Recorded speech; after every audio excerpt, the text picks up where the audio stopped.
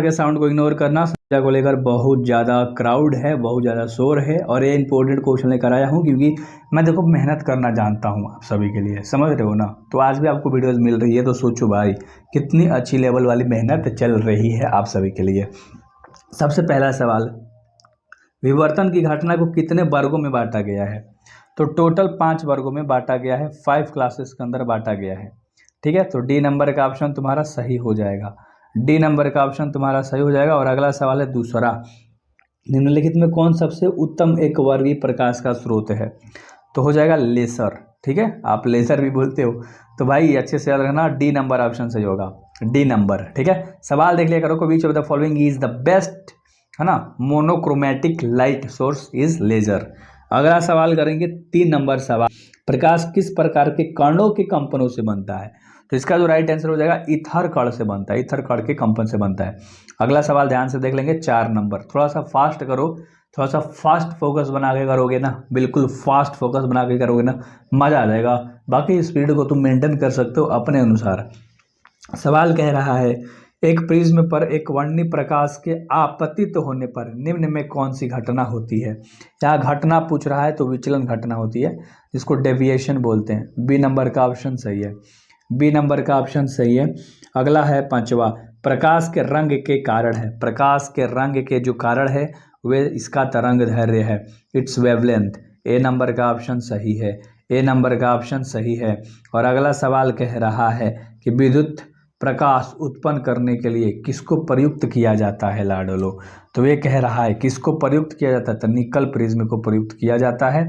ठीक है, सी नंबर का ऑप्शन सही है, सी नंबर का ऑप्शन सही है। और अगला 7 नंबर सवाल है जो कि बहुत ज़्यादा वीवीआई है, एक पतले प्रिज्म के रंग का कारण क्या होता है? बता दो, बता दो। व्यक्तिकरण होता है जिसको इंटरफेरेंस बोलते हैं। बी नंबर का ऑप्शन सही है, बी नंबर का ऑप्शन सही है। और अगला 8वां नंबर सवाल है कि किसी प्रिज्म की वर्ण विक्षेपण क्षमता निर्भर करती है? तो किस पे निर्भर करती है लाडलो? बहुत बढ़िया, प्रिज्म के पदार्थ की प्रकृति पर। तो बी नंबर का ऑप्शन सही है, nature of the material in the prism, B number का ऑप्शन सही है। ठीक है, अगला सवाल करेंगे जो कि 9 नंबर का सवाल है कि खगोलीय दूरदर्शन में अंतिम प्रतिबिंब होता है। तो इसका जो राइट आंसर हो जाएगा वो क्या हो जाएगा? काल्पनिक और उल्टा, virtual and inverted. C number का ऑप्शन सही है, सी नंबर का ऑप्शन सही है। और अगला सवाल है कि दीर्घ दृष्टि दोष में व्यवहार किया गया लेंस होता है। तो ये जो लेंस है वो कैसा लेंस होता है? बेलनाकार लेंस होता है जिसको सिलेंड्रिकल लेंस बोलते हैं, है ना। यानी the used long sightedness is, यानी कि दूर तक देखने वाला। भाई अगला सवाल ध्यान से देख लो जो कि 11 नंबर का सवाल है। सवाल कह रहा है कि जिसके द्वारा नेत्र के लेंस की मोटाई परिवर्तित की जा सकती है वह क्या है? वह सिलियरली मांसपेशिया। ठीक है, सी नंबर का ऑप्शन सही है, सी नंबर का ऑप्शन सही है भाई, सी नंबर का ऑप्शन सही है। 2 बार सवाल सुनना है आपको, मैं इसलिए 2 बार बोल रहा हूँ ताकि आपको सारा का सारा याद हो, आपको सारा का सारा क्या हो? याद हो। इसलिए मैं कितने बार बोल रहा हूँ? 2 बार बोल रहा हूँ। कितने बार बोल रहा हूँ? 2 बार बोल रहा हूँ, अच्छे से याद रख लेना। सवाल कह रहा है कि पानी के अंदर हवा का एक बुलबुला किस लेंस की तरह व्यवहार करता है? सवाल सुन लिया, अवतल लेंस की तरह व्यवहार करता है ना, है ना। जो हवा है वो है ना, bubble inside water behaves like which, like a concave lens. A number option सही है। देखो सुनोगे भी याद होगा, सुनोगे भी याद होगा क्योंकि तुमने माइंड को अपने क्या करके रखा है? ओपन करके रखा है, बिल्कुल खोल के रखा है। ठीक है, अगला सवाल, एक उत्तल लेंस को पानी में डुबाया जाता है तो उसकी जो क्षमता होती है लाडलो वो घट जाता है, डिक्रीज हो जाता है। बी नंबर का ऑप्शन सही है आपका, बी नंबर का ऑप्शन सही है आपका। अगला सवाल, क्लैंडिंग का अपवर्तनांक क्रोड के अपवर्तनांक से होता है। तो इसका जो राइट आंसर होगा वो कम होता है ना। जो कह रहा है कि क्लैंडिंग का जो अपवर्तनांक है वो क्रोड के अपवर्तनांक से क्या होता है? कम होता है, लेस होता है ना, लेस होता है, कम होता है।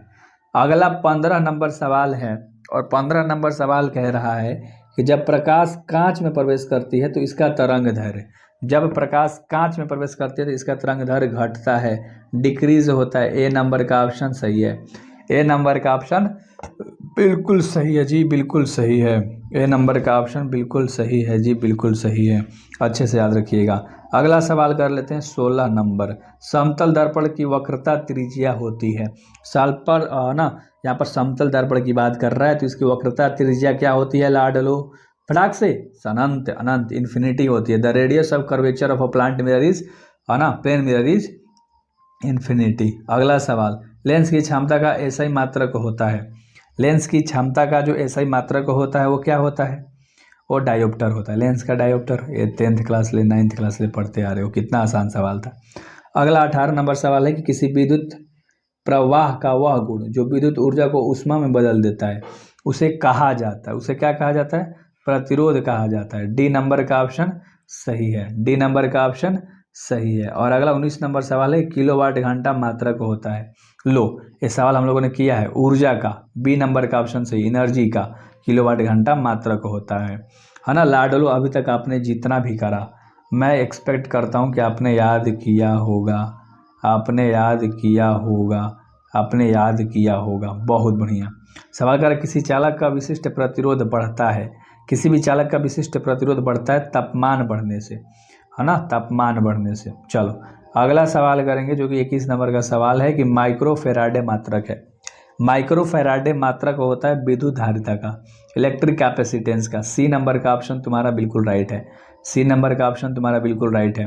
अगला सवाल, किसी अचालक पदार्थ के गोले को आवेश देने पर वह विपरीत होता है, वह विपरीत होता है, तो इसका राइट आंसर देखो मेरे अकॉर्डिंग इनमें से कोई नहीं होगा। बाकी ये क्वेश्चन रोक के आप देख लो, क्वेश्चन क्या है रट लो थोड़ा सा, ठीक है।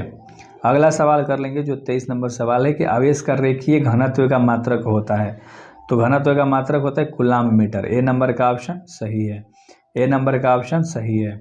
और अगला सवाल कह रहा है 24 नंबर, जब किसी वस्तु को आवेशित किया जाता है तो उसका द्रव्यमान पूछ रहा है। उसका द्रव्यमान बढ़ भी सकता है और घट भी सकता है, यानी कि मे बी इंक्रीज और डिक्रीज, है ना, बढ़ भी सकता है और घट भी सकता है। When an object is charge its mass may be increase और डिक्रीज, तो अच्छे से देख लेना।